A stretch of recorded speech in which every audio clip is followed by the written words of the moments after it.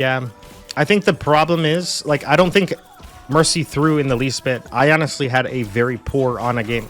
I have to look at my own play and then my team play with my team. Like, so how, like, I kind of grade myself on how well I play with my team and how much I put myself in. How many times did I look back at my healer and say, hey, okay, I'm in line sight him. I can just sit here and I don't have to do any crazy movements. He's just going to pocket me. How many times did I, watch, like hear something in the back line and not turn around and give it a couple shots and go back to what I was doing? Like, how many times? There's a lot of things. I think you just got to look at your own gameplay, because it's very frustrating to look at other people's gameplay. I do it myself. I'm not saying that there's anything wrong with it. I think it's perfectly normal. We look at other people's gameplay and we're like, that's why I died. But I find most cases, more than not, I can pin that on me, and it makes me a better player. And I just try to look at where I can improve more than where other people can improve when I'm playing in the most general sense. Because every shot counts, each movement counts, each time you press A it counts, every time you press D it counts, S, W, every second that you're playing counts.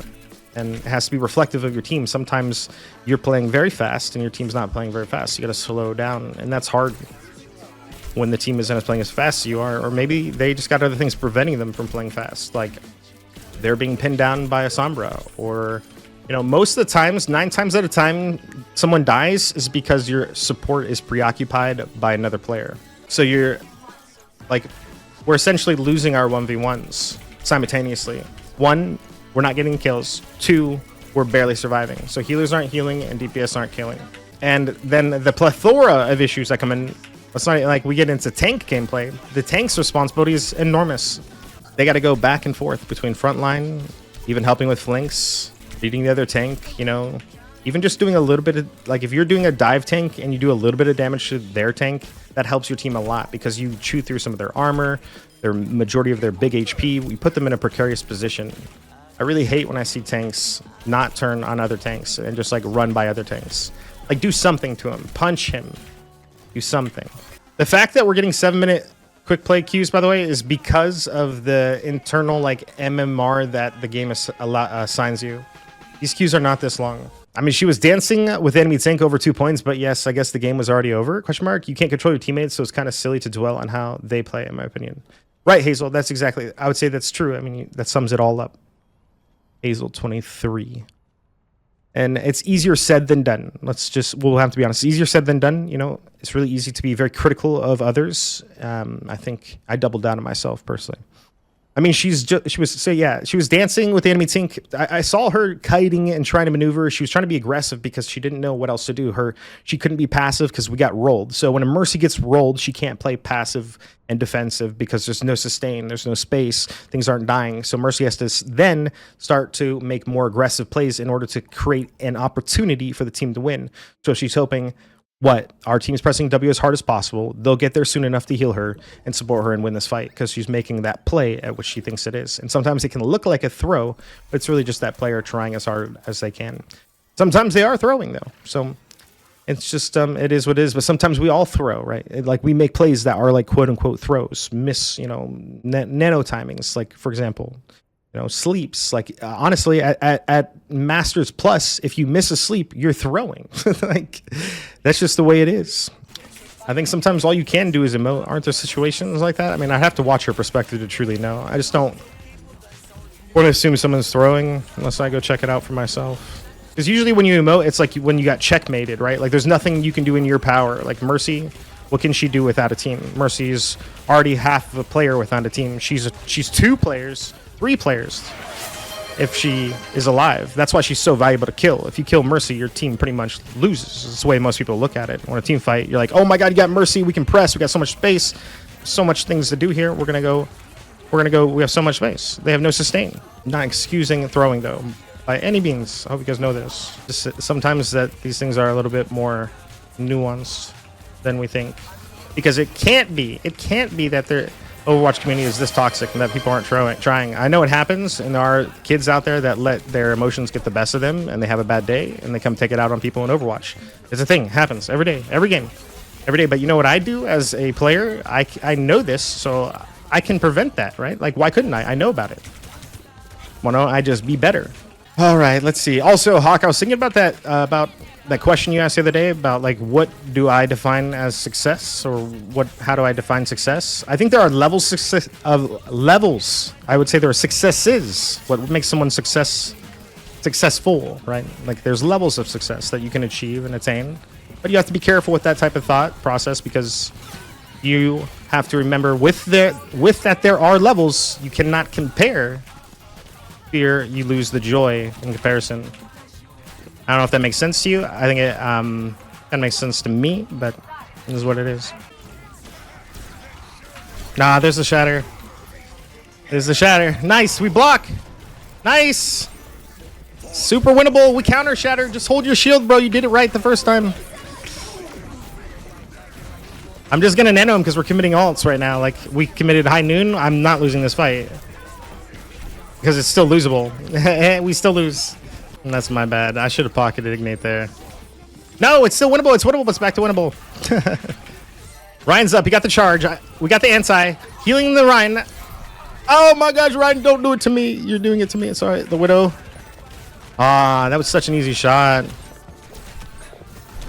I'm throwing. I missed the shots. No. Man. We're down our Widow, but...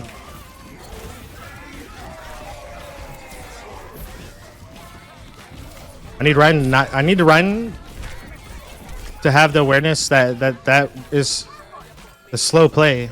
We gotta let that one develop. Ah, dang! I almost got the Widow.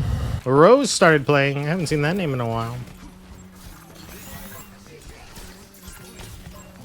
That Genji's super good. That sucks. He did really good. He almost had it. I think he should have had it. He probably missed a shot or two. Like, that was Genji's play to make.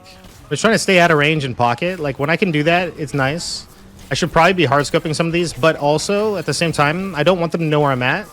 So I'm using the left clicks. So they have to guess where I'm at. And if they have to guess and they haven't actually seen me with their eyes, that's better. It's like, that's like a shaky gamble in their mind versus, like, appearing. And once that happens, you know, it's a lot easier to play against me. That's unfortunate.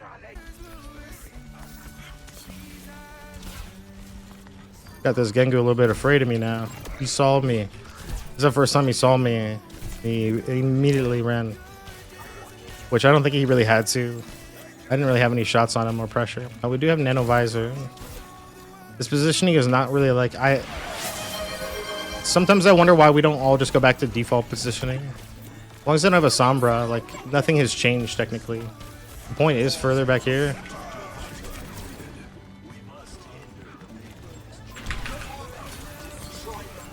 That Genji's not having a good day. That's on me. I'm selfish there. I should have been able to heal the Genji. Sometimes you can be selfish with your heals and sometimes you can't. And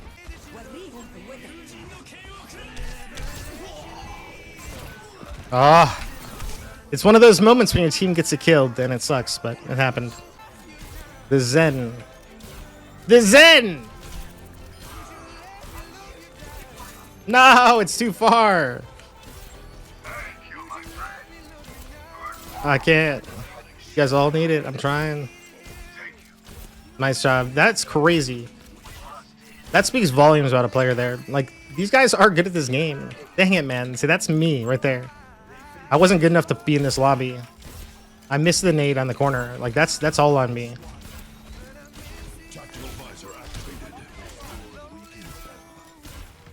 It's a good zoning visor. It's not going to get a lot done, but it's to keep us alive and maybe get us another opportunity. Because otherwise they're going to roll us. Zen dies a trans, which is good. That was actually a good play. Questionable nades, everything around. Dang it, man. I can't believe that's the moment he decides to blade, though, honestly. Like, I feel like we were winning that. Guess he maybe blades because he feels panicked because Zen's dead and he doesn't have orb anymore.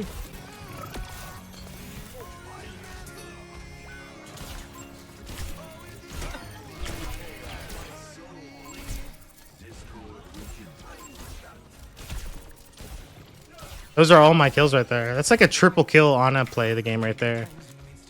If I actually hit those shots. Really hard though. These are really intricate shots on my aim. The harder ones to hit, that's for sure. Trying to keep my movement nice and solid too. Ryan's gonna be taking a lot of damage to hold this space. He's gonna feed a lot of heals. Pretty much have to send all my heals into him. As soon as I stop, my team's gonna start dying, which, you know, Genji sacrifices himself there, which didn't have many options. There wasn't gonna be many heals for him in that moment, and looked like he was gonna die.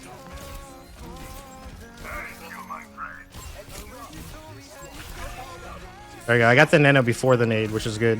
But Ryan needs to understand this is just to keep him alive, and that his life is more important than this skirmish before the team fight. Ah! I missed the nano, or the nade. Oh no. Your life is so important, Ryan. You can't die like that. I hit her once. Anti coming through. Hit it, something. And he gets 2-shot. Ryan's getting chunked 25% at a time. He's dead there. We trans very late. Not sure if he just got the trans or if he was holding the trans, but it was very, very late. Nice, he got the kill, so he gets some value there. Kind of winnable. We got to get a touch though. We got the touch. It's massive. It's massive. Sleep the Ryan. Inside the Ryan. Charge him off. Charge him off. Charge him off. Charge him off. Oh, he charged in. Nice. Nice, nice, nice, nice, nice, nice, nice, nice.